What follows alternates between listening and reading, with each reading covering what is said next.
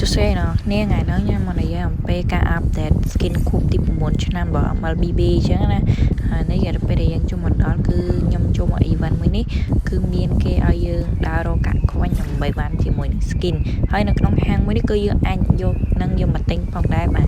ដល់ពេលដែលយើងយកគ្រប់ទិញ finish ហើយយើងអាចទិញកន្លែងហាងនឹងបានហើយឥឡូវខ្ញុំចូលមើល skin តើវាមាន2ជម្រើសដូចគេនិយាយមែនអត់នេះគឺជាមាន2ជម្រើសមែនបងប្អូនអាចជ្រើសរើសយក skin epic ក៏បានផ្សេងក៏បានដែរបងប្អូនអាចមើលបានខ្ញុំឆ្លាញ់ skin valor ប៉ុន្តែខ្ញុំ skin finish វាកម្រចេញមកអញ្ចឹងខ្ញុំក៏យក skin finish ទៅបងប្អូនអាចមើលបាន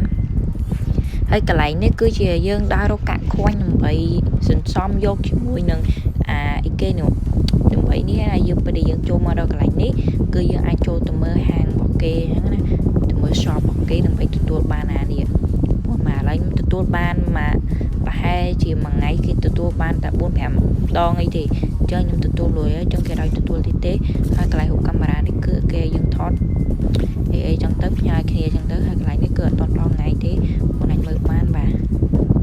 ហើយបងប្អូនហើយកន្លែងនេះគឺមុនទួនបាន revamp មានការ load screen មានអីចឹងណាអាច revamp